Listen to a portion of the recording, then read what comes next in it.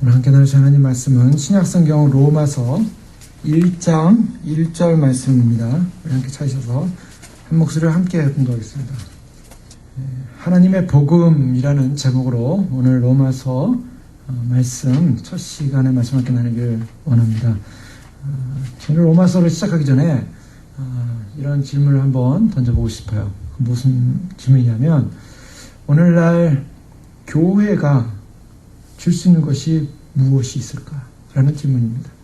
교회가 줄 수 있는 것이 무엇이 있을까? 자, 왜냐하면 이 로마서를 시작하면서 사도 바울은 지금 로마에 있는 성도들에게 편지를 하고 있습니다. 그런데 사도 바울이 가서 로마에게 복음을 전해서 세워진 교회가 아니었습니다. 사도 바울도 이 로마 교회에 있는 멤버들을 다 모르고, 물론 아는 사람도 있습니다. 로마서 16장에 가면 사도 바울이 문안 인사에 관한 이야기를 하면서 본인의 가까운 친척에 관한 이야기를 하기도 합니다. 그러나 실적으로 로마에 본인이 가지 않았고 본인이 증거해서 전도해서 세워진 교회가 아니었습니다. 다른 서신들은 사도 바울이 전도해서 교회가 설립이 됐던 그런 교회들이었고, 그래서 특별하게 그 교회에 편지를 쓸 때는 특별한 목적이 있었습니다. 그 목적은 무엇이냐면 그 각 교회들마다 있었던 여러 가지 문제점과 또 칭찬과 권면과 격려가 필요했기 때문에 그 목적을 가지고 아는 교회에게 편지를 썼지만, 오늘 이 로마서는 사도 바울이 한 번도 가보지 않은 대상이고 교회였습니다. 그리고 로마라는 것은 이미 우리가 알고 있듯이 세계 역사 가운데 굉장히 중요한 지점을 차지하고 있습니다. 특별히 다니엘이 느부갓네살 왕이 본 신상에 관한 꿈을 해석하는 과정에서 마지막 제국이 바로 로마 제국으로 그렇게 예언돼 있었고, 그 로마 제국의 한 상징으로 이제 소위 말해서 발가락에 있는 철과 흙이 섞이지 않는 그런 어떤 하나의 완전하지 못한 하나의 제국이지만 강력한 제국 가운데 들어가는 그런 로마라는 대제국의 핵심부의 교회를 향하여 지금 편지를 쓰고 있습니다. 때문에 로마라고 하는 것은 기독교적 전통도 아니고 문화도 아니었습니다. 유대교 전통도 아니었고 이스라엘과 관련 있는, 이스라엘이 믿는 하나님을 믿는 그런 지방도 아니었습니다. 철저한 헬라 사상에 입각한 이교도들로 가득 찬 곳이었고, 또한 황제가 신이라는 것으로부터 그런 인식받, 그렇게 주입받고 있고 황제를 신으로 섬겨야 되는 그런 이교도가 있는 곳을 향하여 로마서를 쓰고 있습니다. 그런데 이 로마서를 쓰면서 사도 바울은 이 로마서가 갖고 있는, 그렇기 때문에 어떠한 일부의 어떠한 문제만을 다루는 것이 아니라 사도 바울은 편협성이 아닌 좀 광활한 내용과 가장 객관적으로 알아야 될 하나님의 복음에 관한 메시지를 특별히 로마서를 통해서 증거하고 있음을 보게 됩니다. 로마서는 사도 바울의 편지지만 굉장히 긴 편지입니다. 그래서 편지를 쓸 때 편지가 이렇게 긴 경우가 많지 않은데 바울은 이 긴 편지를 쓰게 되고요. 왜냐하면 대상을 아직 잘 모르기 때문에 객관적으로만 써야 되는 그런 어떠한 상황이 있었습니다. 더 나아가서 그의 서원과 말, 마지막 결언과 서원, 이 앞부분의 내용들이 길고요. 또 이 로마라는 곳이 어떤 곳인가? 로마는 당시에 팍스 로마나라고 해서 로마의 평화 시대를 가져온 그런 상황이었습니다. AD 한 50년 넘게 57년경에 고린도에서 사도 바울이 썼을 것이다라는 추정을 하고 있는데요. 바로 팍스 로마라 해서 로마가 세계를 정복하고 평화의 시대를 가져왔는데, 이 로마가 어느 정도였냐면 당시에 수도 시설이나 하수도 시설을 보면 사람들이 지금도 깜짝깜짝 놀라는 것입니다. 왜냐하면 지금부터 2000년 전에 로마에는 상수도 시설이 있었습니다. 하수도 시설이 있었고요. 그리고 그 수도를, 물을 제공하기 위해서 물을 가는 물길, 수로를 다 만들었고, 집집마다 소위 말해서 식수와 그 다음에 산업용 물과 농업용 물이 분리돼서 갔습니다. 게다가 그들이 쓰던 공동 목욕탕에는 소위 말해서 이 오늘날 하면 수세식 화장실이죠. 수세식 화장실을 사용했고, 지금 이게 현대사회가 아닙니다. 2000년 전 로마입니다. 그리고 그들이 썼던 물의 양은 지금 보통 이제 학자들의 표현하면 뉴욕의 브루클린이라는 지방과 비교를 합니다. 왜냐하면 거기에 한 116만 명 정도의 인구수를 볼 때 로마에 한 100만 명 넘게 살았을 것으로 보는데, 그들이 사용한, 한 사람이 사용한 물이 83갤런 정도로 보고 있는데, 로마에서 쓴 물의 양이 바로 오늘날 쓰는 물의 양과 거의 같았다. 근데 그것을 다 물을 집집마다 가정마다 다 제공하고 있었다는 것입니다. 굉장히 발달했죠. 그래서 사람들이 생각할 때 그 당시에 로마의 법률 제도는 인간이 만든 법률 제도의 하나의 모델처럼 인권을 중심으로 하는 법률 제도로 잘 만들어졌고, 세계가 다 로마로 통한다. 그래서 모든 도로 시설이 소위 말해서 로마로 통할 수 있는 그런 도로 시설을 다 만들었고, 이상적인 도시로서 당시의 로마는 인류의 문명 가운데 가장 최고의 문명을 누리고 있는 상황이었습니다. 최고의 문명에 살고 있었던 그 이방 사람들에게 필요했던 게 뭔가? 그 질문을 하고 싶은 거죠. 오늘날 교회가 줄 수 있는 것이 무엇인가? 자, 오늘날 세상은 어떤 세상입니까? 자, 이것이 바로 2000년을 이렇게 올라와서 2000년의 오늘날의 모습은 세상이 주는 이기 문명으로 가득 차 있습니다. 최고급의 호텔들, 또 병원들. 병원도 물론 클리닉 같은 아주 조그만 병원도 있겠지만, 그러나 최고급 시설을 갖춘 병원, 우리나라의 뭐 삼성병원 같은 경우는 제일 유명하다고 하지 않습니까? 거기에 VIP만 가는 병실이 있는데 거기에 이건희 회장이 지금 누워있다. 그런데 거기는 아무나 못 들어간다고 그러죠. 아주 최고급 호텔처럼 만들어진 병원 시설들, 또 모든 시설이 완벽하게 갖추어진 집들. 그러니까 집을 볼 때 집에 수도가 잘 나오고 하수도가 잘 나가고 전기가 잘 들어오고 무슨 시스템이 좋고 인간이 살기에 가장 편한 그러한 설계가 이루어진 집을 사람들은 찾고 있고, 그런 집에서 안식하길 원합니다. 또 그런 집들이 얼마든지 찾고자 하고 능력만 되면 다 살 수 있는 세상에 와 있습니다. 공부하고 싶으면 얼마든지 공부할 수 있습니다. 예전에는 공부를 하고 싶으면은 제한돼 있죠. 그래서 한국 같은 경우에는 공부를 하고 싶은데 교수님이 제한돼 있고 책이 제한돼 있으니까 어디로 갔습니까? 교수님이 있는 곳으로 갔습니다. 오늘날도 마찬가지입니다. 오늘날도 이 서부에 있는 학생들이 공부를 하고 싶다. 내가 공부를 하고 싶으면 교수님을 찾아가면 되는 거예요. 내가 열심히 해서 내가 원하는 교수님을 찾아가고 그 학교를 찾아가면 됩니다.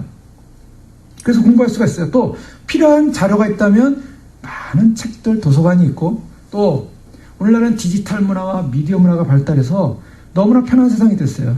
예전에는 물건을 사고 싶으면 직접 매장에 가서 물건을 사야 되는데, 오늘날은 매장에 직접 갈 필요가 없습니다. 인터넷만 열어서 들어가면 인터넷 매장이 있고, 거기서 원하는 것을 셀렉트해서 찍어서 결제를 하게 되면 배달이 되어 오는 세상입니다.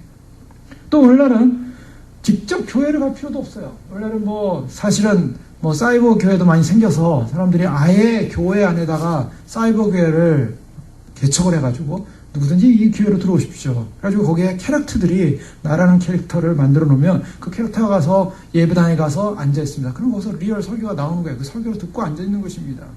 또 실제로는 자녀도 키우기도 해요. 강아지도 키우기도 해요. 그래서 그런 사이버 세계로 들어가서 세상을 편안하게 내가 하고 싶은 아이디어란 세상의 인생을 살고 싶은데 현실적으로 못 사니까 그 세계에 들어가 살고 싶을 때 살 수 있는, 뭔가 사람들이 자신이 원하는 것을 추구하면서 갖고 싶은 것이 있다면, 마음만 있다면 세상을 통해서 뭔가 얻어낼 수 있는 그런 많은 것들. 교회가 무엇을 줄 수 있을까? 백화점 같은 수많은 물건들을 장식해놓고 그것을 오는 분들에게 하나씩 나눠줄 수 있을까? 아니면 최고급의 전자장비를 다 갖춰놓고 그런 오는 분들에게 하나씩 나눠줄 수 있을까? 직장을 줄 수 있을까? 아니면 무엇을 줄 수 있을까? 무엇을 줄 수 있습니까? 교회들이요, 요즘 줄 것을 연구하다가 교회 오십시오. 그러면 우리가 예를 들면 한방 무슨 치료를 해주겠습니다. 교회 오십시오. 그러면 뭘 해주겠습니다. 그래서 교회 안에 여러 가지 그러한 프로그램을 만들어 가지고 그런 전문 직에 있는 사람들이 전문직을 이용해서 자신의 어떤 그런 가지고 있는 의술이든 기술이든 무엇을 가지고 교회에 사람들에게 제공을 합니다. 그래서 할머니 할아버지들이 그런 데 가서 그런 교회 가면은 그래도 1시간씩 누워가지고 침도 맞고 그다음에 쉼도 없고 이런 걸 할 수가 있어요. 근데 교회가 병원은 아니죠. 교회가 언제까지 그것을 무엇을 얼마만큼 제공할 수 있겠는가? 가장 문명이 발달되었다고 하는 로마 당시에 사도 바울이 편지를 쓰면서 바로 이 로마에 필요했던 것이 무엇일까? 가난하고 또 사람들에게 많은 배척도 당하고 또 그가 결정한 그리스도에 대한 믿음 때문에 온 여러 가지 불이익을 당하는 그러한 인생 속에 있었던 사도 바울이 로마에 편지를 쓰면서 무엇에 관한 편지를 쓰고 있을까? 무엇을 줄 수 있을까? 여러분, 무엇을 줄 수 있겠을까요? 죄 문제에 대한 해결입니다. 자, 인간의 본질적인 문제는 사실은 아무리 문명이 발달하고 아무리 최고의 문화를 가졌던 로마라 할지라도 인간의 죄의 문제는 본질적으로 달라진 게 없었다는 것입니다. 2000년이 지난 오늘날의 인간의 본질적 문제는 사는 모양이 달라졌습니다. 집도 달라졌습니다. 입는 옷도 달라졌습니다. 그리고 누리는 혜택도 달라졌습니다. 달라졌지만 인간 안에 있는, 인간의 육체 안에 있는 본성적 본질은 바뀐 게 하나도 없다는 거예요. 그것은 죄라는 것입니다. 2000년 전의 로마인이나 지금 현대의 우리나 인간들 안에 있는 죄의 문제는 달라진 게 없어요. 그래서 하나님의 말씀과 하나님의 복음이 줄 수 있는 가장 핵심은 뭐냐? 이 죄의 문제에 대한 해결이라는 것입니다. 세상에 아무리 만족을 추구해도 인간은 만족함이 없고 더 어떻게 됐습니까? 오히려 어떻게 보면 죄가 더 예전보다 더 겉으로 표출되고 드러나는 시대에 살고 있습니다. 인간은 더 잔인해지고 더 이기적으로 되고 더 인간의 그런 자기 존중감이 높아지면 자기를 높이는 세상이 됐고 사람들에 대한 미움과 증오는 더 강렬해지고 있고 심지어 자기 자신에 대한 불만족도 가득해지고 있는 소위 말해서 과거나 현재나 여전히 인간 안에 담겨져 있는 본질적인 병, 죄라는 병, 죄를 안고 있는 병, 이 죄에 대한 문제를 사도 바울은 로마서를 쓰면서 바로 해결하기를 원했다는 것입니다. 그 해결하는 원하는 내용이 무엇인가를 로마서는 담고 있다는 것이죠. 로마서에 관한 사람들의 평가들은 어떤가? 자, 이 로마서에 대한 평가는 신구약 성경 중에 가장 중요한 성경이다 라고 2000년 기독교 역사가 증거하고 있습니다. 가장 중요한 성경이다. 신약 성경의 내용을 보면 우리가 마태, 마가, 누가복음으로 사복음서를 보죠. 예수님의 구원을 위한 사역에 관한 내용이 담겨져 있습니다. 사복음서가 끝나고 그 다음에 이 복음이 확장되고 증거되는 역사성을 가진 사도행전이 나옵니다.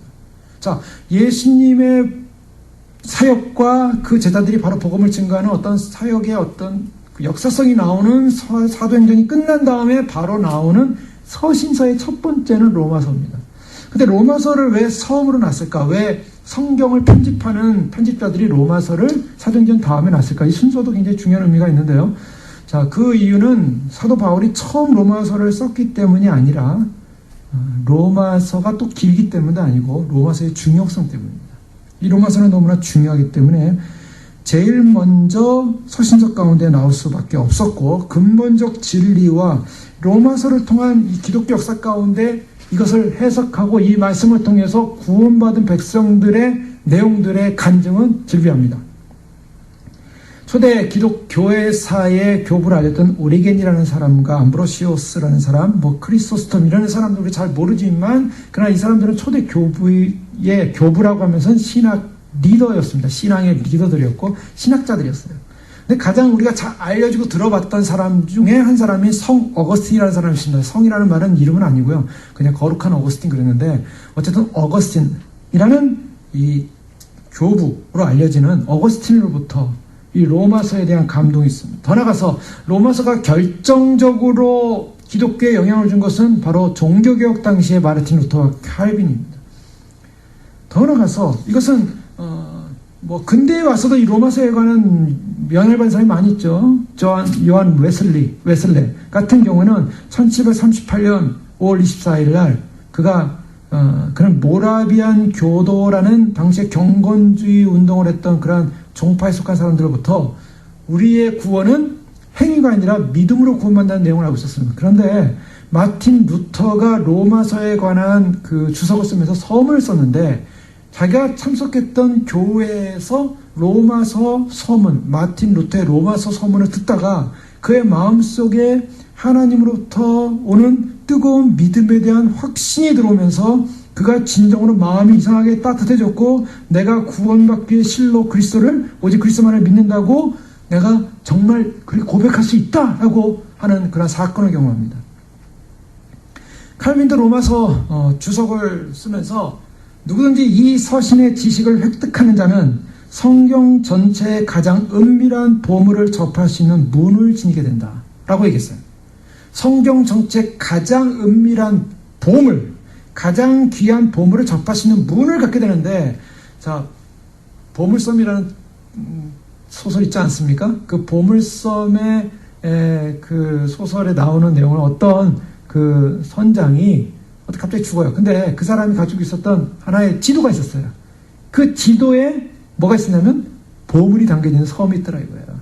자, 그러니까 그 보물을 찾기 위해서 사람들이 어떻게 하냐? 그 지도를 가진 사람은 자기의 전 재산을 정리를 해서 보물 찾기로 결정하는 것입니다. 마치 그와처럼 가장 귀중한 보물을 발견하는데 그 보물이 어디 있냐? 바로 로마서라고 바로 우리가 잘 알고 익히 들어왔던 사람들의 표현들에 의하면 바로 이렇게 얘기하고 있습니다. 자, 성 어거스틴이라는 사람은 32세 때 AD 386년 정도인데요. 그가 마니교라는 소위 말해서 이방 종교에 빠져 있었습니다. 그는 그 경건한 어머니의 신앙으로 자라났지만 10대 때 타락을 했어요. 그래가지고 10대 때 집을 나가가지고 방황을 했습니다. 방황을 하면서 그가 결혼도 안 했는데 아이도 낳게 되고 또 자기가 신앙의 갈등을 찾아서 방황하다가 이단에 빠지게 돼요. 마니교라는 이단의 신비주의 종교에 빠지게 됐는데 거기 빠져 있는데 어느 날 낮잠을 자려고 누워 있는데 잠을 자는데 소리가 들려요. 어떤 톨레레게라는 소리가 자꾸 들리는 거예요. 그게 뭐냐면 일어나서 빨리 책을 펴라, 일어나서 빨리 책을 들어라 라는 이 소리가 자꾸 들리는 거예요. 그 놀래가지고 일어나서 성경을 봤는데 그 성경에 나온 페이지가 뭐냐면 로마서 13장 13절 14절이었다고 얘기하고 있어요. 그 로마서 13장 13절 14절을 읽으면서 이 어거스틴이 어머니의 엄청난 기도가 있었다고 그러죠. 네, 뭐라고 하냐면 낮에와 같이 단정행하고 방탕하거나 술 취하지 말며 음란하거나 호색하지 말며 다투거나 시기하지 말고 오직 주 예수 그리스도를 옷 입고 정욕을 위하여 육신의 일을 도모하지 말라. 여기에서 깨어났어요. 그래서 우리가 말하는 어거스틴이라는 사람이 된 거예요. 로마서 13장 13절 14절 말씀을 읽고 그야말로 하나님께로 돌아오는 역사가 일어났어요. 하나님께로 절대자이신 하나님 예수 그리스도에게로 돌아옴으로 말미암아 그가 가진 그동안의 신앙적 갈등의 문제가 해결이 되면서 당대에 있었던 펠라기우스라는 이단과 싸우게 됩니다. 근데 이 펠라기우스라는 이단과 유일하게 싸웠던 사람은 어거스틴인데 만약 어거스틴이라는 사람이 없었다면 펠라기우스라는 사람의 사상에서 기독교는 병들고 무너졌을 거예요. 근데 하나님이 어거스틴을 깨워가지고 펠라기우스의 사상이 틀렸다라는 것을 변증합니다. 굉장히 그 변증이 하나님의 은총에 관한 변증인데 펠라기우스라는 사람은 신비주의자였고 경건운동자였어요. 근데 이 사람이 보니까 신앙을 가진 사람들이 엉터리였다는 거야. 신앙을 제대로 생활하지 않고 믿음 생활 제대로 하지 않고 엉터리로 생활하니까 이 사람이 강조한 것은 경건하게 바르게 훈련받고 제대로 살아야 된다. 그래야 구원받는다라는 이 소위 말해서 행위구원론적으로 이 소위 말해서 복음을 설명하기 시작했어요. 그런데 이 어거스틴은 하나님의 말씀을 통해서 자신이 깨어난 경험을 하고 나니까 나의 노력에서 깨어난 사건이 아니라 하나님의 주권적 은총에서 깨어난 사건을 경험하면서 하나님의 절대 은총을 강조하기 시작합니다. 그런데 펠라기우스는 하나님의 절대 은총은 없고 단지 우리의 결정에 달렸다. 하나님은 우리에게 자유의지를 주셨는데 내가 선을 택할 수도 있고 내가 악을 택할 수도 있다. 그 의지를 하나님이 주셨다. 근데 그 맞는 말 같아요. 어떻게 보면요. 그런데 그 선이라는 것은 내가 택한 선으로 내가 구원받을 수 있다라는 논리예요. 내가 택한 선으로 내가 구원받을 수 있다. 즉, 여기서 하나님의 은총에 의한 구원이 아니라 내가 하나님의 은총은 없고 하나님의 은총은 잠깐 살짝만 도와줄 수 있어요. 그것을 분위기만 잡아주지 하나님의 은총은 내 인생 가운데 나를 주관할 수 없다. 하나님의 은총은 끊어졌고 단지 분위기만 주지만 내가 결정한 그 결정으로 나는 구원에 이룰 수 있다라는 소위 행위구원론을 펠라기우스가 얘기한 거예요. 그것이 어거스틴은 틀렸다. 우리는 전적으로 무능한 존재고 우리는 타락한 존재고 우리는 죄인인데 내가 구원받는 방법은 하나님의 주권적 은총이 내게 임하지 않는 이상 나는 구원받을 길이 없다. 하나님의 주권적 은총이 이제 로마서에 계속 발견되는 것입니다. 그것은 뭐냐면 소위 예수 그리스도를 통한 의, 내가 가진 의가 아니라. 그래서 빌립보서에서 저희가 3장에 살펴봤던 것처럼 의는 나의 의가 아니라 바로 하나님의 의다. 하나님이 이루신 의의 사건을 우리는 어떻게 하냐면 믿는다는 것이죠. 믿음이라는 행위를 통해서, 믿음이라는 방식을 통해서 우리가 구원에 이르는데 그 믿음조차도 내가 믿는 거냐는 거죠. 나의 행위냐는 거죠. 많은 사람들이 교회 다니면서 오늘날도 펠라기우스적으로 믿는 사람들이 많이 있어요. 내가 예수를 믿는 결정을 통해서 내가 결국 구원에 내가 참여했다. 내가 구원받은 존재가 됐다고 의식을 합니다. 그래서 굉장히 뻐기는 거예요, 사람들이. 아, 내가 예수님을 선택한 거야. 내가 믿어준 거야. 내가 십자가에 돌아가신 예수님 믿음으로 나는 구원받는 거야. 그러니까 내가 믿은 거야, 내가 믿었으니까 그 의가, 공로가 있으니까 나에게 있어요. 그러니까 나는 훌륭한 사람이야. 나는 그래서 내가 믿었기 때문에 나는 구원받을 만한 당연한 자격이 있는 사람이야. 라고 생각한다는 거예요. 그것이 바로 구원을 이룰 수 없는 믿음인 겁니다.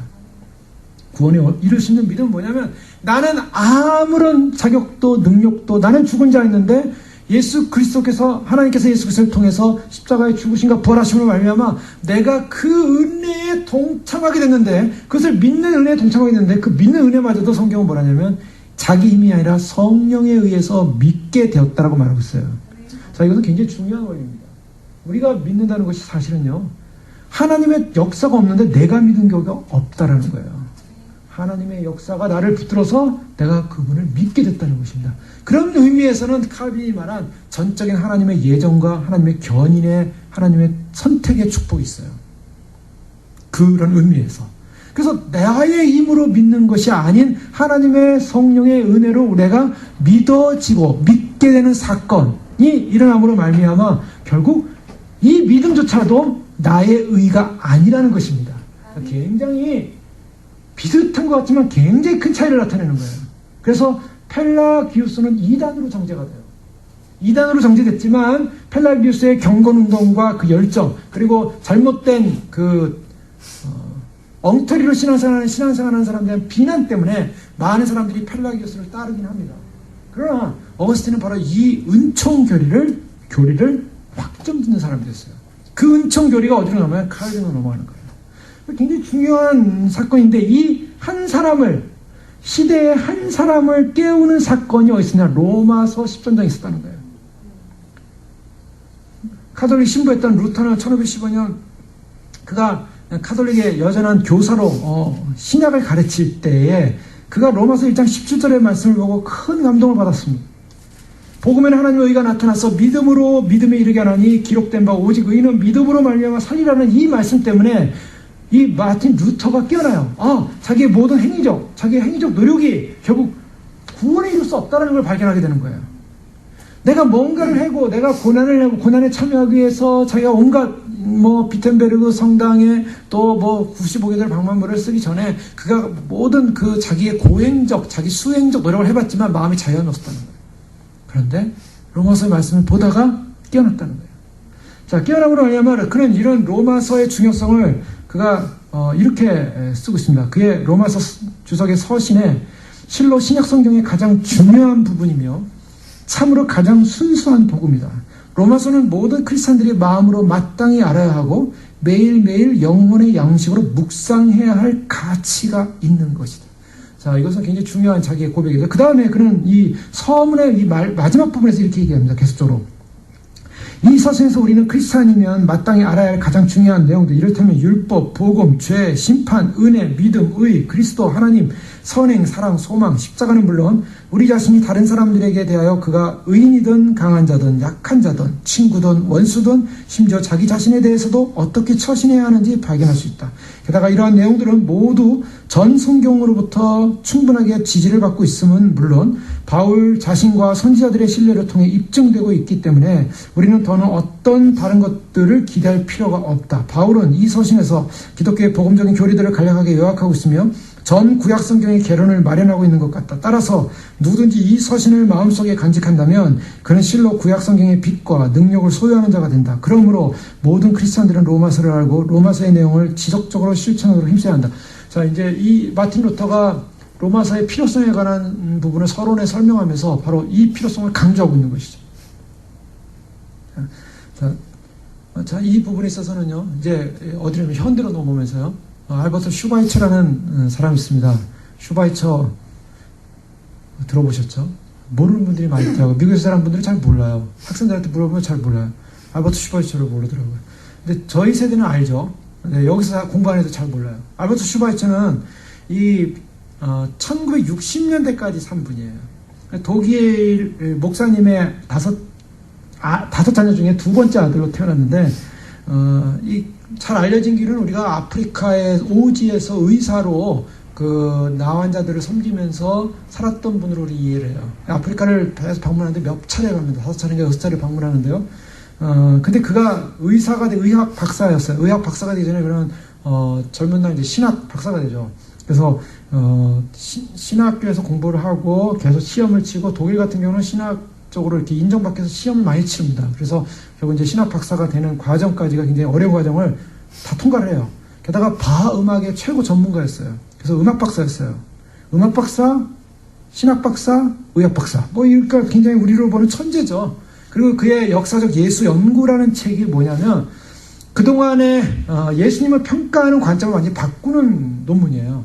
그래서 그냥 사서 읽어보시면 이제 시험을 많이 받으십니다. 뭐 읽어보라고 권유해주고 싶진 않아요. 왜냐하면 그 내용을 보면 예수님을 굉장히 그 인간 예수로만 보는 역사적 예수라는 거예요. 역사적 예수 연구. 뭐냐면 예수님을 어떻게 보냐면, 우리가 알고 있는 기독교의 예수님을 우리 입장에서 보는 게 아니라 2000년 전 유대 사회로 들어가서 예수님을 보는 거예요. 그래서 예수님이라는 그분을 예수님이라고 안 붙이고 예수라는 인간, 그 사람이 어떻게 살았는가를 평가하기 시작해요.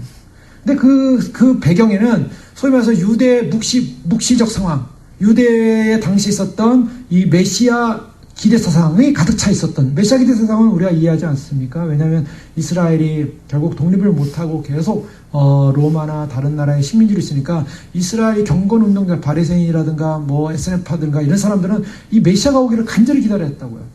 그래서 그 메시아 사상이 계속되는 가운데 세례요한이 나타났고, 그 다음에 뭐 외치는 사건이 일어나고, 그러면 네가 메시아냐, 뭐 누구냐, 엘리야냐, 뭐 이런 얘기가 막 나오잖아요. 복음서에 보면. 예수님이 진정한 메시아라고 오셨는데, 메시아로서 예수님이 오신 그분이 메시아 종말 사상을 가지고 있었던 이스라엘 배경에서, 메시아가 와야 된다는 인식을 했고, 메시아가 올 거라는 것은 반드시 메시아가 이 땅 가운데 와야 되는데, 자신이 메시아가 올 거라는 것을 외침으로 해야만 메시아가 본인이 될 거라고 생각을 했다는 거예요. 그래서 그 메시아가 결국 통치하게 되는데, 자기가 자꾸 메시아라고 얘기를 하니까, 자기가 그 메시아로 얘기하는데 메시아는 안 되고 메시아라고 얘기하니까 사람들이 자기를 공격하기 시작했고, 그래서 결국에는 십자가까지 갔다는 거예요. 그 십자가의 결과는 자기가 자꾸 메시아라고 얘기했기 때문에 얻은 결과였다라고 얘기를 하는 거죠. 그래서 결국 십자가에 가서 자신이 메시아라고 자꾸 주장한 결과로, 그 결과로 십자가에 다 못 박혔는데, 거기서 보니까 본인이 결국 메시아가 아니었더라는 거예요. 그래서 엘렐리 라마 사박다니, 하나님은 어찌 나를 버리셨습니까? 라고 하면서 이제 죽으셨다는 거예요. 굉장히 무섭죠. 사상이 무서운 거예요. 네, 그렇게 이제 역사적, 예수님을 유대 관점에서 보는 거죠. 그런데 그가 이제 사도 바울의 신비주의라는 또 책을 썼는데, 책이 뭐 여러 가지가 있습니다.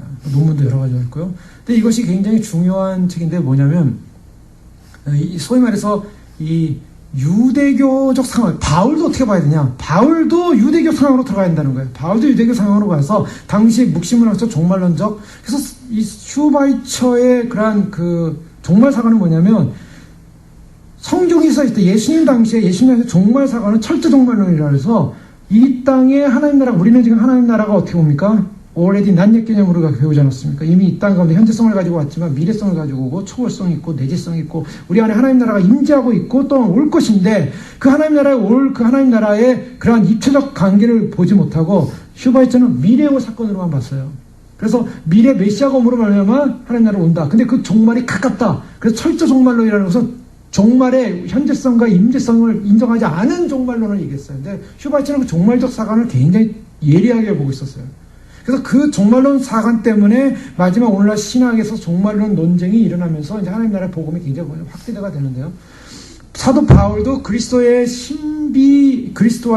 신비적 연합이라는 관념 속에서 결국 사도 바울도 종말적 어떤 사상을 기대했던 그런 사도였고, 그 종말적 사상을 기대했던 사도로서 그가 결국 이 로마서를 통해서 무엇을 보고 있냐면, 바로 구원이라는 문제를 그리스도와의 신비적 성찬과 세례를 통한 연합관계다라고 했어요. 그러면서 이신칭이라는, 소위 말해서 로마서의 주제가 되는 이신칭이라는 이 의의 문제는 이방 사람들에게 복음을 선교하다 보니까 그들에게 이것을 믿음으로 의롭게 된다는 것을 설명하기 위한 방편으로 나타난 것이지, 이신칭이가 전적인 주제가 아니다라고 그렇게 잘라버렸어요. 1장부터 4장까지는 이신칭이 다루지만 핵심적인 것은 5장부터 8장에 나오는 그리스도와 연합의 문제고, 그 다음에 9장부터 15장까지 나오는 이스라엘과 이방 백성들과 연관적 관계를 다 띄워버렸어요. 자, 이런 문제가 있습니다.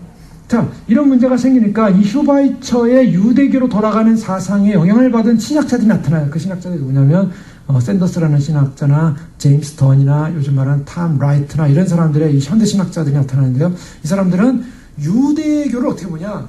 유대교는, 사도 바울은 율법으로 말미암아 구원에 이르는, 율법적 행위를 통해서 구원에 이르는 유대교를 비판을 해요. 그런데 이 사람들은 어떻게 하냐면 이 소위 말해서 언약적 율법주의라 해요. 언약적 율법주의. 그래서 커비넌트 노미니즘이라는 표현을 쓰는데요.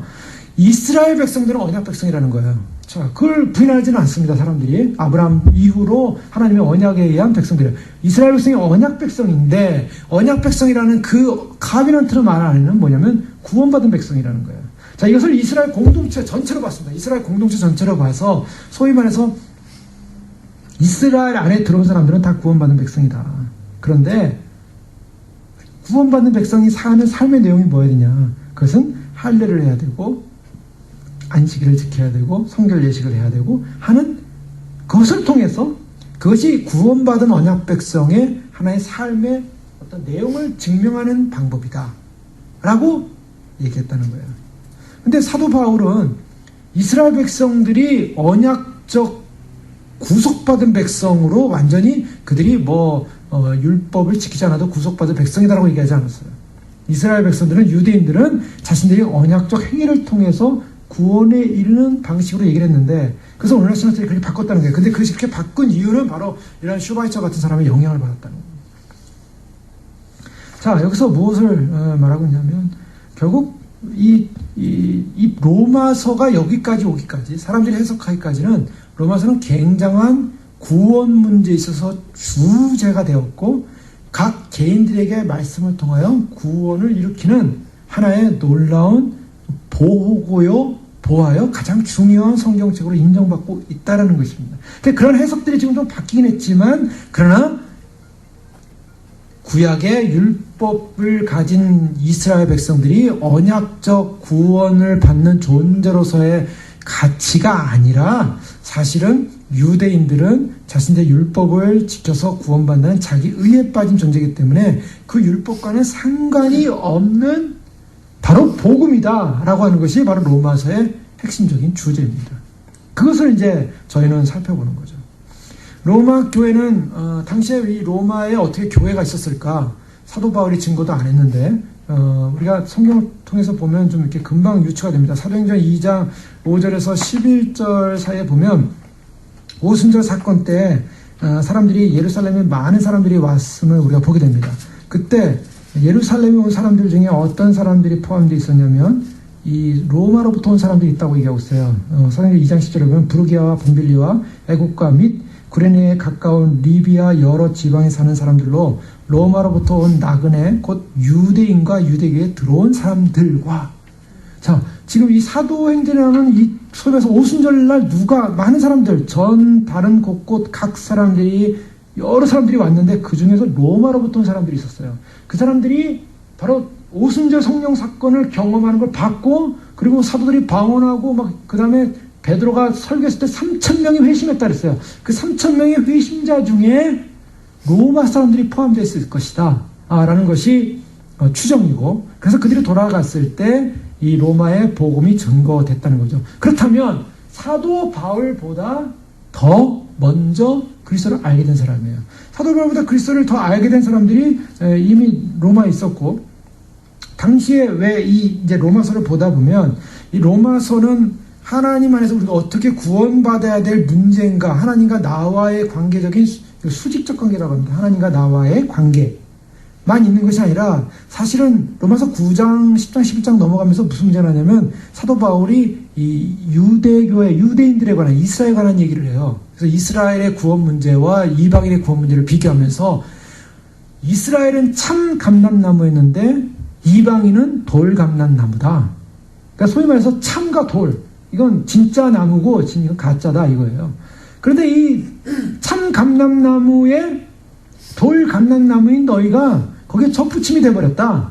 그래서 너희가 거기서 열매를 맺게 된 존재지 이방인 너희 뭐 대단한 존재인 줄 아냐? 대단한 존재 아니다 이런 얘기예요.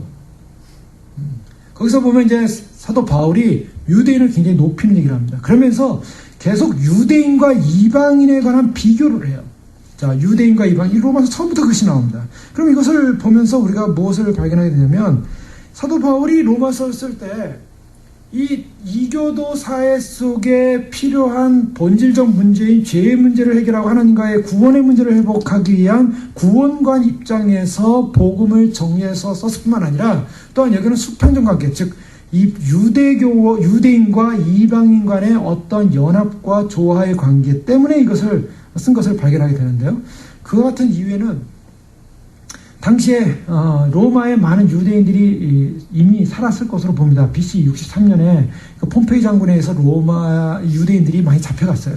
잡혀갔는데 당시에 이제 이 예루살렘은 이방 사람, 로마 사람들에 의해서 많이 이렇게 어려움을 당하고 있었는데 당시에 아켈레오라는 그런 자가 예루살렘을 향하여 계속 폭정을 행했어요. 폭정을 행하니까 유대인들이 대표 50명을 만들어가지고 그래서 아우구스투스에게 가서 당신이 파견한 저 아켈레오가 우리 유대인을 너무 무시하고 너무나 핍박한다. 그러니까 좀 그렇게 하지 말아달라고 하면서 탄원하러 갑니다. 탄원하러 갔는데 요세푸스에 하면 탄원하러 갈 때 50명의 이 사람이 유대인들 이스라엘 대표가 아우구스투스라는 로마 황제에게 탄원하러 갈 때 로마에 살았던 유대인 8,000명이 동참을 했다고요. 8,000명. 그렇다면은 당시에 유대인들과 이 로마에 살던 유대인과 그다음에 팔레스타인에 살던 유대인들이 서로 교류가 있었고 서로 자신들의 그런 언어, 종교, 문화, 전통을 그대로 유지하면서 살았다는 것입니다. 시저라든가 아우구스투스 같은 경우에는 유대인들의 그 타 이 종교인들과 타 민족들의 어떤 그 종교성을 다 인정하는 상황이었기 때문에 그런 것을 잘 유지하고 있었다는 거예요. 자, 그런 상황에서 지금 사도 바울은 이미 복음을 받은 그러한 크리스찬이 된 사람들이 로마로 돌아가서 복음을 전했을 것이고 그래서 거기에 교회가 형성이 됐고 그런데 이제 한 가지 문제가 생겼어요. 그 AD 49년경에 성경에 보면 사도행전 18장 2절에 글라우디오로 우리는 번역을 했는데 클라디우스라는 황제가 있는데 네로의 부친입니다. 이 클라디우스 황제 시절에 실정을 했는데 어떤 실정이냐면 유대인들을 내쫓았어요. 로마에서. 왜 유대인들을 내쫓았냐면 이 1세기에 슈에코니우스라는 사람이 황제들에 관한 생애의 책을 썼는데 그 책에 보면 이렇게 쓰였다고 전하고 있습니다. 크레스투스 추종자들이 일으킨 계속적인 소란 때문에 유대인들을 로마에서 추방했다. 크레스투스 추종자들 사람들이 그래요. 이 1세기 사가가 쓴 크레스투스 추종자들이 누구냐는 거예요. 그들 때문에 자꾸 소란이 일어나서 유대인들을 내쫓았다. 자, 이게 이제 황제가 유대인 내쫓는 그 이유였습니다. 크리스투스 추종자들이 누구냐? 그리스도 추종자들이라는 거죠. 학자들은 크리스투스 추종자들과 유대인 간에 갈등이 일어나는 소란이 일어나는 건 그것밖에 없다는 거예요. 그리스도를 쫓는 추종자인데 크리스투스 추종자라 그랬어요. 그래서 사도행전 18장 2절에 보면 브리슬라와 아굴라 잘 알고 있지 않습니까? 브리슬라와 아굴라는 원래 로마 사람들이었어요. 근데 로마 사람들인데 이들이 이 유대인으로서 로마에 살고 있어요. 유대인이어서 쫓겨납니다. 로마에서 쫓겨나요. 그래가지고 바울과 나중에 만나지 않습니까? 바울과 만났을 때 이미 브리슬라와 아굴라는 크리스찬이었어요. 크리스찬이었기 때문에 이미 로마에서 복음을 가졌던 사람들이고 이미 로마에 이러한 사람들이 존재하고 있었다라는 것을 우리는 확인할 수 있는데 문제는 다시 네로가 황제가 되면서 그 다음에 네로 황제가 되면서 다시 유대인들 추방명을 없애버립니다. 그래서 유대인들이 다시 돌아왔어요. 근데 문제는 유대인들이 글라디우스 시절에 잠깐 쫓겨났지만 49년경인데 글라디우스가 죽었을 때가 54년입니다. 그러니까 54년이니까 앞으로 5년 후에 다시 돌아올 수 있는 기회가 열린 거예요. 그러니까 아마도 갑자기 쫓겨나는 상황에서 어떤 이유든 하여간 로마에 살다가 쫓겨났던 사람들이 다시 로마로 돌아가면서 무슨 문제가 생기냐면 이방인들은 남았었다는 거예요. 유대인들은 쫓겨났어요. 근데 이방인 그리스도인들이 남아서 교회를 형성하고 있었는데 유대인 크리스천들은 나갔다가 다시 돌아오면서 무슨 문제가 있냐면 교회 안에 딱 들어가 보니까 5년이 지나고 나니까 이 로마의 교회의 핵심은 누가 되냐면 이방인 크리스천들이 돼 있더라는 거예요. 그러니까 유대인들이 다시 들어옴으로 말미암아 유대 크리스천들과 이방인들이 서로 자꾸 마음의 갈등이 일어나기 시작했고 그런 여러 가지 정체성에 대한 어떤 교환의 알력과 텐션이 일어나기 시작했고 또 유대를 갖고 있었던 유대주의자들이 들어오면서 또 다시 그리스도인들과 문제가 생기기 시작하면서 사도 바울은 로마서에 유대인과 이방인, 유대인과 헬라인을 비교하면서 계속적으로 언급하고 있다는 것을 발견하게 됩니다. 1장 10절에 보면 내가 복음을 부끄러워하지 아니하노니 이 복음은 모든 믿는 자에게 구원을 주는 하나님의 능력이 되며 먼저는 유대인에게요 그리고 헬라인에게로다. 유대인과 헬라인을 비교하고 있을 이유가 있는 것입니다. 또 2장 9절에도 보면 악을 향하는 각 사람의 영에는 환난과 공고가 있으니 먼저는 유대인에게요 그리고 헬라인에게로다. 3장 29절도 보시죠. 꼭 이 두 민족을, 두 집단을 얘기하죠. 하나님은 다만 유대인의 하나님이시냐, 또한 이방인의 하나님은 아니시냐, 진실로 이방인의 하나님도 되시느냐. 자, 이제 유대인, 헬라인은 다 유대인, 이방인으로 넘어갔죠. 근데 10장 12절 말씀 보고 또 이 사도 바울은 그런 비교를 합니다. 유대인이나 헬라인이나 차별이 없음이라 한 분이신 주께서 모든 사람의 주가 되사 그를 부르신 모든 사람에게 부요하시도다. 자, 여기 로마서를 쓰면서 사도 바울이 어떤 걸 지금 전제해서 배경을 가지고 로마서가 지금 진행되고 있다는 것을 엿볼 수 있는 말씀입니다.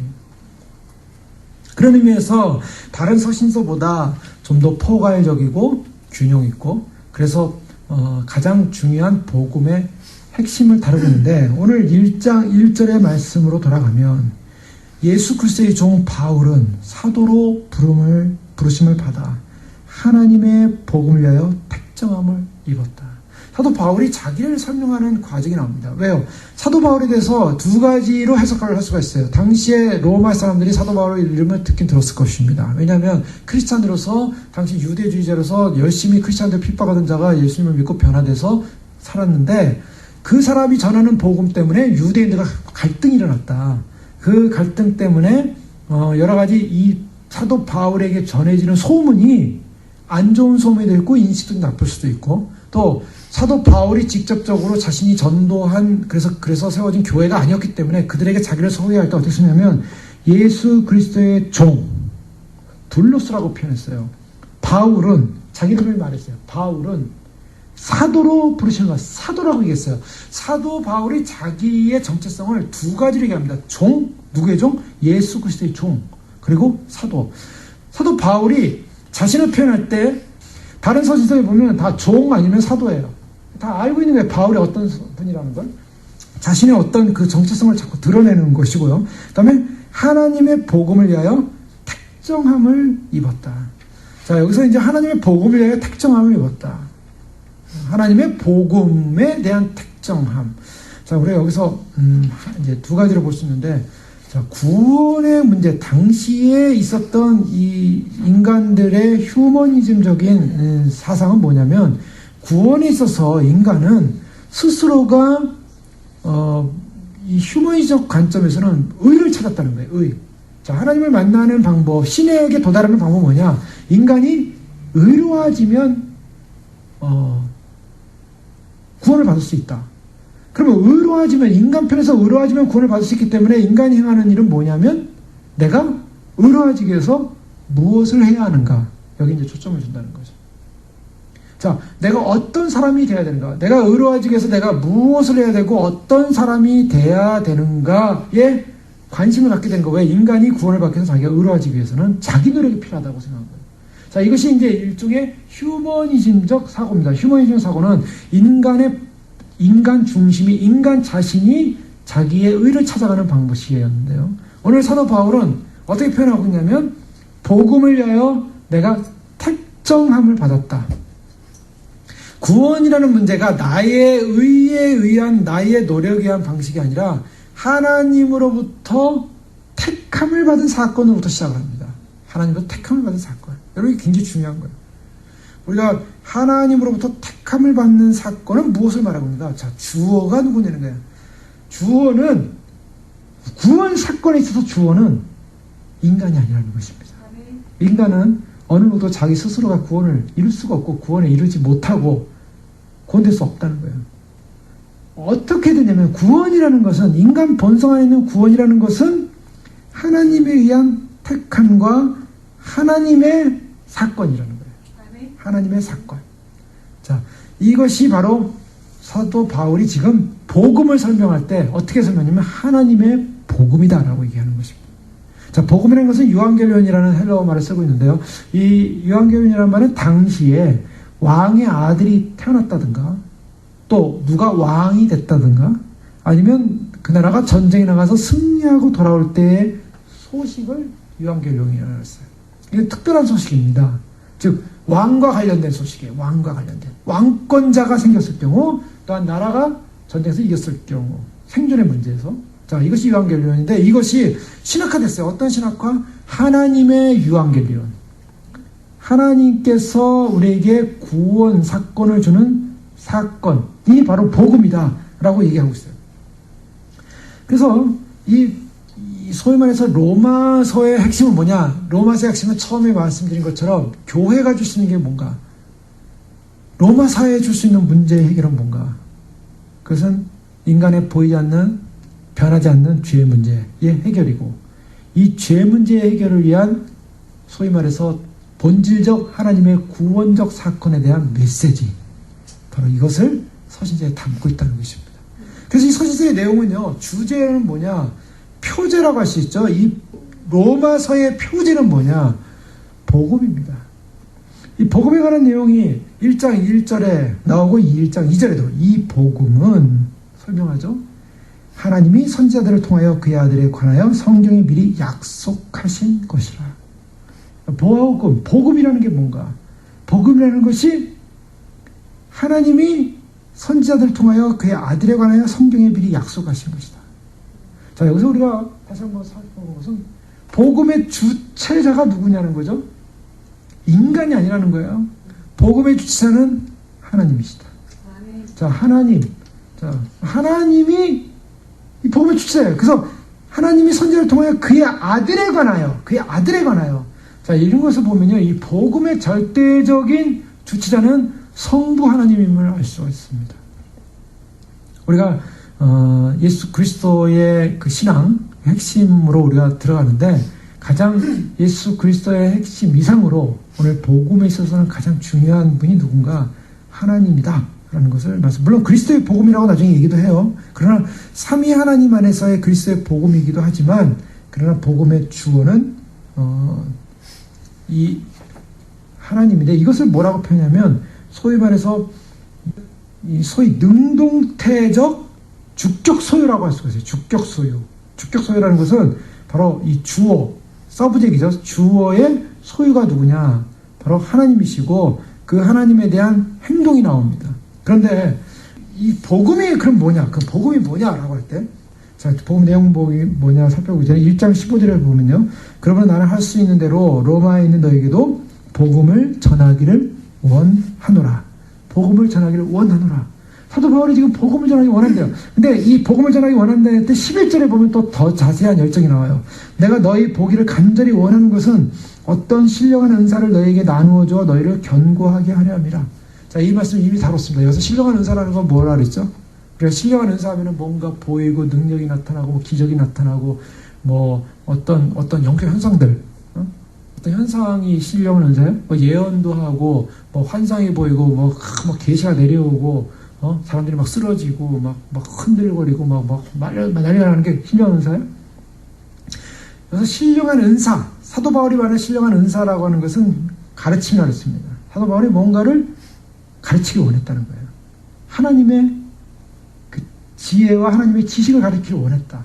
근데 그것이 어디로 나왔냐면 15절에 보면 복음이라고 나오고 있어요. 여러분 이걸 아셔야 됩니다. 뭐가 신령한 은사냐? 하나님의 복음을 제대로 하는 것이 신령한 은사를 받는 겁니다. 이거를 은사라는 개념을 잘 아셔야 돼요. 은사라는 것은 어떤 특별한 어떤 무슨 굉장한 어떤 파워풀한 뭐 슈퍼맨이 되는 게 은사가 아니라 복음을 제대로 알고 복음에 반응할 수 있고 복음을 인정하고 복음을 믿을 수 있다는 것, 이것이 신령한 은사입니다. 바울은 지금 로마서에 그것을 말하고 있어요.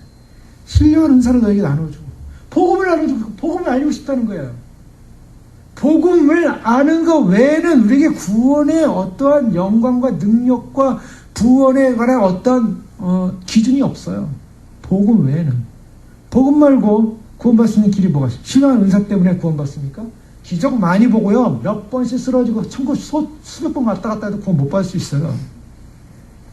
그런 보이는 환상, 기적, 보이는 무슨 예언, 뭐 이런 것 쫓아내는 것은 다 무너집니다. 다 무너져요. 그것이 우리에게 복음의 능력이 아니라 구원의 능력이 아니라 복음이라는 것입니다. 복음. 근데 복음이 뭐냐는 거예요. 그러면 복음이. 그러면서 15장 19절 20절에도 복음 얘기하죠. 또 15장 19절 20절 말씀에 보면 표적과 기사의 능력으로 성령의 능력으로 이루어졌으며 그리하여 내가 예루살렘으로부터 두루 행하여 일루리곤까지 그리스도의 복음을 편만하게 전하였노라. 또 내가 그리스도의 이름을 부르는 곳에는 복음을 전하지 않기를. 복음에 관한 이야기를 하죠. 16장 25절 26절에도 나의 복음과 예수 그리스도를 전파함은 영세전부터 감춰. 나의 복음, 이제 복음이라는 것은 이제 사도 바울이 자기가 경험하고 자기가 확신한 믿음에 관한 내용이에요. 예수 그리스도의 사건, 하나님의 사건, 이 복음을 내가 영세전부터 감췄던 것을 이제는 나타나신 바 되었으며 영원하신 하나님의 명을 따라 선지자들의 글로 말미암아 모든 민족이 믿어 순종하게 하시려고 알게 하신 바 그 신비의 계시를 따라 된 것이니 이 복음으로 너희를 능히 견고하게 하실. 자, 이 복음에 관한 얘기. 자, 처음과 마지막 1장부터 시작되는 복음의 이야기는 로마서 마지막 장 마지막 절에서도 26절에서도 26장 26, 25, 26 마지막 부분에서도 바로 복음에 관한 이야기를 끝나고 있어요. 자, 복음이 뭐냐는 거예요.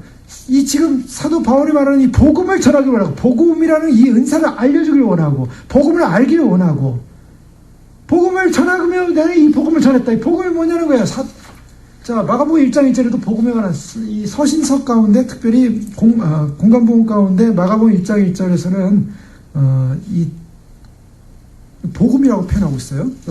마가복음 1장 1절 말씀.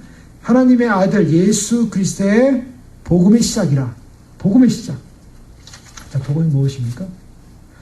오늘 로마서에서 특별히 복음이라는 것을 이야기할 때 하나님의 복음이라고 하는 이 복음이 뭐냐? 그것이 의와 연관이 있어요. 의. 자, 이 복음에는 하나님의 의가 나타났다. 17절에 말씀해 보십시오. 복음에는 하나님의 의가 나타나서 그 다음에 뭐라고 하냐? 믿음으로 믿음에 이르게 한다. 자, 그 다음에 나타나는 건 뭐냐면 이 하나님의 의라는 이 표현. 자, 이 표현을 어떻게 했냐면 복음은 하나님의 의가 나타나서 믿음으로 믿음에 이르게 하나니 하박국에게서 말한 바 하박국이 이제 예언한 거죠. 2장 4절에 오직 의는 믿음으로 말미암아 살리라. 여기 굉장히 중요한 내용들이 담겨져 있어요. 복음은 하나님의 의고 하나님의 의는 그냥 하나님의 의가 돼서는 안 돼요. 반드시 믿음이라는 것이 따라요. 근데 믿음이라는 것만 있어서는 안 돼요.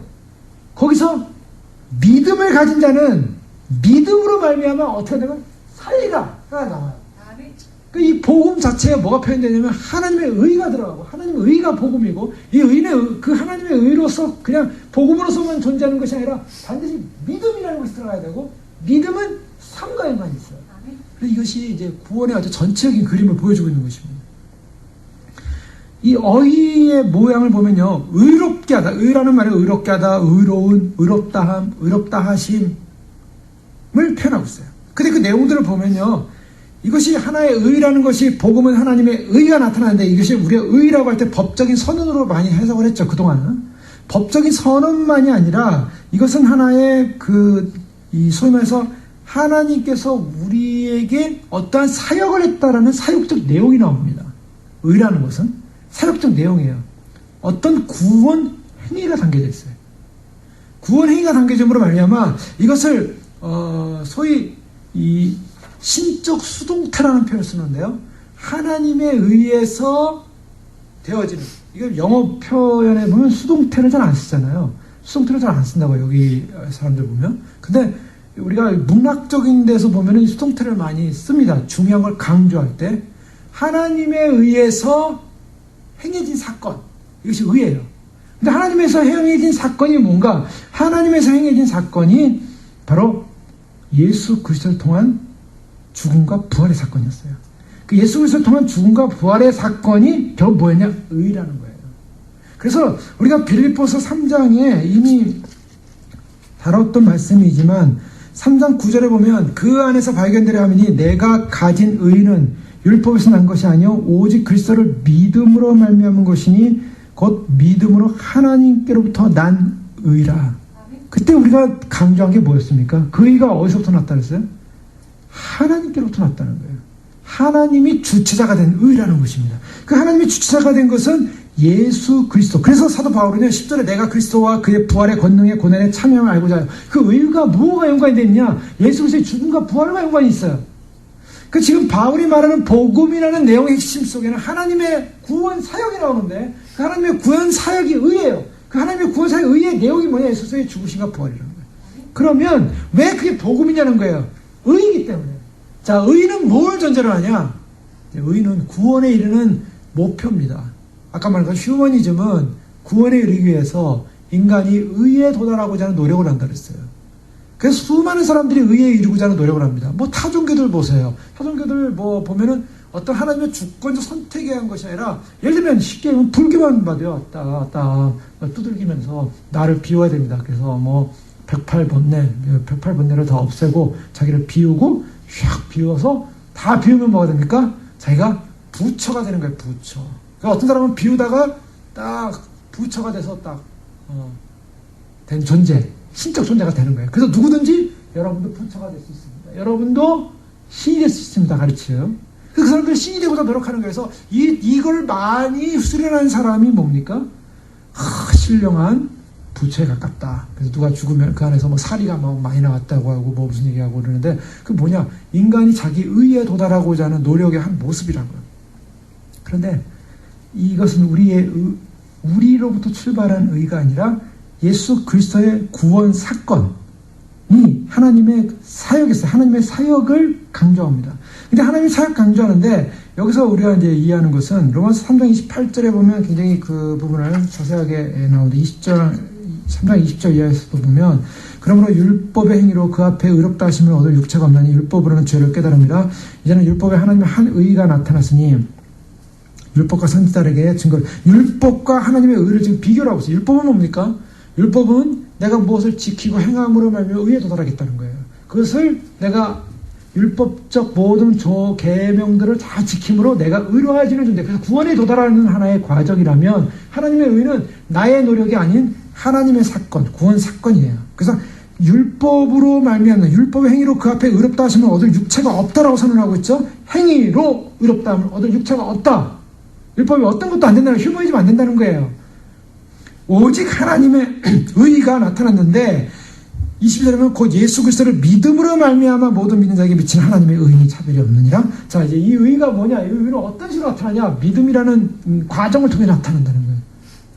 하나님의 의는 있어요. 예수 그리스도가 이루는 사건이었어요. 그것이 의예요. 근데 그 의를 내가 알게 되고 내가 인식하게 되고 내가 그 의 안에 도달하는 것은 믿음이라는 과정이에요. 믿음이라는 과정. 근데 그 믿음이라는 과정이 나로부터 출발했느냐? 그렇지 않다 그랬죠. 그것도 성령의 역사였다고 얘기했어요. 모든 사람이 죄를 범해서 하나님의 영광에 이르지 못하니 그리스도 예수 안에 있는 성령으로 말미암아 구속으로 말미암아 하나님의 은혜로 값없이 의롭다 하심을 얻은 자 되었으니 값없이 이 예수를 하나님이 그의 피로써 믿음으로 말미암아 화목제물로 세우셨으니 이는 하나님께서 이같이 길이 참으시는 중에 지은 죄를 간과하심으로 자기의 의로우심을 나타내려 하심이라. 곧 이때 자기의 의로우심을 나타내사 자기도 의로우시며 또한 예수 믿는 자를 의롭다 하려 하심이라. 그런즉 자랑할 데가 어디 있느냐? 있을 수 없느니라. 무슨 법으로냐? 행위로냐? 아니라 오직 믿음의 법으로니. 그러므로 사람이 의롭다 하심을 얻는 것은 율법의 행위에 있지 않고 믿음으로 되는 줄 우리가 인정하노라. 이게 굉장히 중요한 선언이 나오는데요. 여기서 의와 연관해서 그리스도의 속량으로 말미암는, 그 은혜로 말미암는 의의 얻음을 얘기하고 있어요. 근데 그것이 믿음의 과정인데, 왜 그리스도가 속량되어지고 왜 그리스도가 의를 줄 수 있었느냐? 이유가 뭐예요? 전제 조건? 인간이 구원받아야 되는 이유가 뭐예요? 인간이 왜 의에 이루어야 돼요? 왜 의를 얻어야 돼요? 하나님의 의에 왜 도달해야 돼요? 이유가 뭡니까? 처음에 말씀드린 것처럼 죄예요. 이 죄 때문에 인간이 구원을 못 받는 거예요. 이 죄의 심각성. 자, 로마서는 뭘 보여주냐면, 그래서 1장과 2장에서 죄의 문제를 다루고 있어요. 서두에서 죄의 문제를 다루는데, 서두에 보면 사람, 남자가 남자를 순리대로 1장 20절에 보면 동성애 나오고 있잖아요. 이 로마가 당시에 최고로 발달된 문명을 가졌지만 타락된 대로 타락된 문명. 그래서 로마는 결국, 여러 가지 쇠퇴한 이유가 있지만, 그 로마의 그 수로를 보면요. 수로 안에 여러 가지로 만들었어요. 구리로 만들어가요. 2000년 전에 구리로요. 파이프를 만들었어요. 그래가지고 그걸 물을 제공했는데, 이제 여기처럼 수도꼭지가 있어가지고 중간에 밸브를 가지고, 수도꼭지도 있어요. 밸브가 있어요. 밸브를 잠그기도 하고 이렇게 했는데, 그 조절을 했는데, 집집마다 수도꼭지가 없었기 때문에 집집마다 물은 다 흘러갔어요. 다 흘러가기 때문에 납에 의해서 만든 또 그 파이프가 있는데, 그 납에 의해서 만든 것 때문에 납 중독에 걸려서 사람들이 죽었을 것이다, 이런 얘기도 해요. 근데 그거는 좀 불확실하게 보여요. 왜냐하면 다 흘러가기 때문에 납 중독에 걸릴 수 있는 납이 머물 수 있는 시간이 없었을 것이다. 근데 지금도 그 납 파이프가 남아있어요. 로마 시대 납 파이프가. 그 정도로 발달된 세상에 그들은 동성애에 빠져 있었고, 그들은 하나님을 알기 원치 않았고, 죄악 가운데 빠져 있었고, 그 죄의 본질을 다루고 있었고, 죄의 어떤 참상을 그대로 드러내고 있다고요. 로마서에서는. 인간의 문제 가운데 가장 심각한 문제는 뭐냐면 다른 게 아니라 죄예요. 근데요, 인간은 죄가 있다는 걸 알고 있어요. 인간 양심상 하나님이 인간이 아담 타락 이후로 뭘 여기다 뒀냐면, 그래도 최소한 하나님을 알 수 있는 방법을 줬어요. 방심은 양심이에요. 그래서 인간이요, 아직까지도 양심이 있기 때문에 인간이 죄를 지면 죄의식이 있는 거예요. 하나님 안 믿어도 죄의식이 있어요. 인간의 본성상 도덕률적 양심이 있어요. 예를 들면 거짓말하면은 사람들이 이게, 그래서 세상 안 믿는 사람들도 잡아와서 거짓말 탐지기 딱 대고, 너 그거 맞아 안 맞아, 거짓말 했어 안 했어 하면, 거짓말 해놓고 나 거짓말 안 했는데요 이렇게 얘기하면은 벌써 이렇게 심령이 떨리니까 나타나는 거 아니에요. 그러니까 이게 뭐냐면 인간 양심에 심어주는 하나님의 율법이에요. 그게 일종의 일반 율법이라고요. 자, 그래서 인간들은 이 죄를 인식할 수 있어요. 죄가 나쁘다는 거 알아요. 그런데 죄라는 것이 나쁘다는 건 아는데 어느 정도 나쁜지 몰라요. 어느 정도 나쁜지. 그게 문제예요. 어느 정도 나쁜지 뭐냐면, 단지 죄라는 건 나쁜 거야, 좋은 거 아니야 만 알아요. 어느 정도 나쁜지 모르고, 인간은 전적으로 타락하고 부패해서 선을 행할 수 있는 능력이 제로다. 인간 안에는 제로. 인간은 선을 행할 수 있는 능력이 없다라고 해야 되는데, 사단이 뭘 속여놨냐면, 그렇지 않아. 그렇잖아. 너는 선한 사람이야. 너는 착한 사람이야. 예수 안 믿어서 넌 착해. 교회 안 다녀도 착해. 너는 착한 일 많이 하잖아. 다른 사람은 좋은 일 많이 하잖아. 너희 그래도 양심으로 살아있잖아. 야, 너가 지는 그런 많은 양심의 일을 봐라. 얼마나 훌륭하냐. 얼마나 선하냐. 근데 네가 요만큼 죄 진 거 그거 아무것도 아니야. 그거는 누구나 다 짓는 죄야. 그거는 다 죄니까 그냥 넘어가면 돼. 그냥 슬쩍 넘어가면 되는 거지. 아무것도 아니야. 사단이 인간을 어떻게 속이냐면, 죄는 심각한 거 아니야. 얼마나 너는 선한데 죄 심각한 거 아니야. 그 죄 심각한 거 아니야. 그 죄 심각한 거 아니야. 그래서 사람들 머릿속에 뭐가 들어있냐면, 수많은 사람들이 교회 다니면서도요, 교회 안 다니는 사람들은 비교하지 말자고요. 수많은 사람들이 교회 다니면서도요, 자기가 지은 죄에 대해서 그거 별거 아니야. 이 정도는 넘어가다. 사람들이 죄인 아니야 원래? 세상에 나가서 그렇게 산 거 그제? 별거 아니야. 별거 아니야, 별거 아니야. 이렇게 별거 아니라고 심어놓는 게 사단이에요. 왜? 죄의 심각성을 인식하지 못하게 하는 거예요. 죄의 심각성, 죽음이에요. 그 죄 때문에 예수님이 죽었는데요, 심각성을 덮어버려요. 이게 크리스찬들이 죄에 대한 심각성을 안 갖는 이유는 사단에게 넘어갔어요. 그래서 죄의 심각성을 드러내는 것을 사단은 제일 싫어해요. 그런 의미에서 로마서는 어떤 면에서는 사단이 제일 두려워하는 책일 거예요. 이 사단은 인간들에게 죄는 그렇게 심각한 것이 아니라고 속여왔기 때문에 뭘 했냐면, 사람들 마음속에 어떤 것이 원하냐면 문학작품을 통해서 죄라는 것이 그렇게 심각하지 않다는 걸 증거해요. 드러내요. 그래서 자연스러운 죄가 심각하지 않다. 어디까지 들어왔습니까? 교회 안에 동성애 들어와서 이제는 교회가 동성애는 죄라고 하면은 법정에 가서 잡혀 들어가게끔 법적으로 만들어 놓은 시대가 왔어요. 교회들은 아예 그것이 죄가 무슨 죄냐, 동성애자들이 그냥 다 하나님의 자녀들 아니냐, 하나님의 사랑을, 당신들이 동성을 가질 수 있는, 동성애를 가질 수 있는 그러한 사람으로 하나님은 서로 사랑하라 그랬지, 동성애에 대해서 그렇게 나쁘게 생각하지 않아. 하나님 서로 사랑하는 거야. 서로 사랑하는 데 다 있는 거야. 남자가 남자 사랑해야 돼, 여자가 여자를 사랑해, 아무 상관이 없는 거야. 다 사랑하는 거니까. 죄는 심각한 거 아니야. 그거 죄 아니야.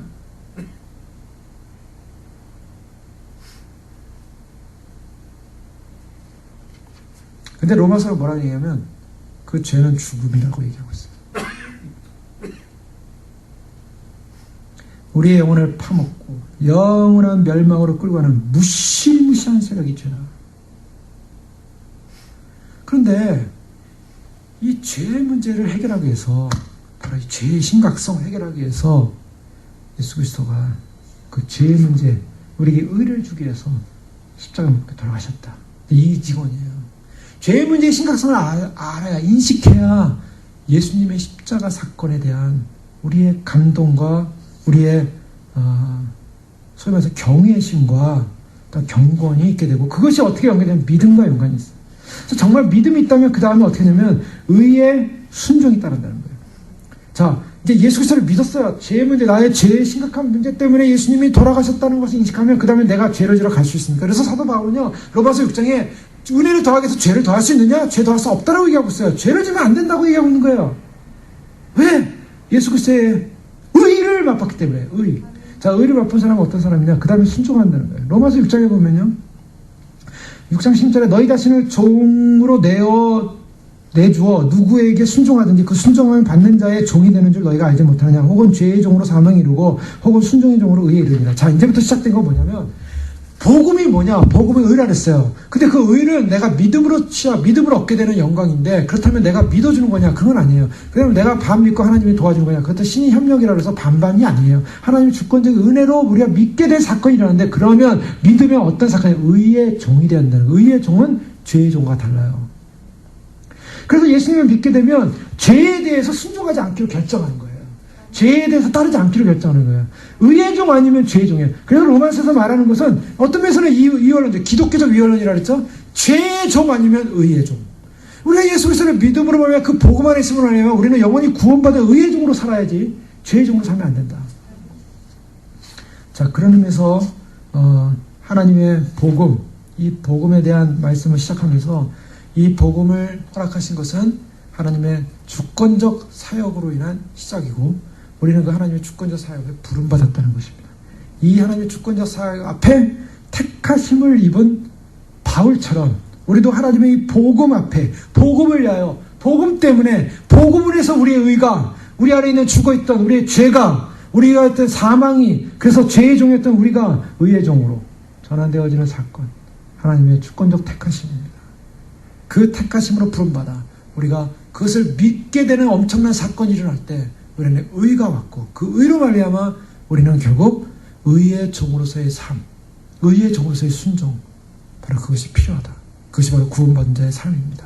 기도하겠습니다. 이 시간 기도할 때 사단은 우리에게 속입니다. 계속 죄 아무것도 아니다라고. 그러나 우리가 진정한 의의 종으로, 하나님의 믿음으로 의에 이르는 존재가 됐다면 죄에 대해서 우리는 심각하고 죄에 대해서 인정하지 않고 정말 주님 의의 종으로 순종하게 하소서. 의의 삶을 살게 하소서. 물론 우리가 그렇게 의의 삶을 살았기 때문에 구원받는다는 우리 행위적 결과가 아니라 믿음으로 얻은 의이기 때문에 믿음의 결단과 믿음의 삶으로 우리가 순종하기 원합니다. 이 결과론적인 우리의 마땅한 삶의 태도로 전환된 인생에게 그렇게 살기 원합니다. 고백하시면서 그렇습니다. 주님 오신 날까지 우리가 받은 이 구원의 은혜, 이 의의 영광 놓치지 않고 우리가 인식하고 바르게 알고 살게 하소서. 함께 기도하겠습니다.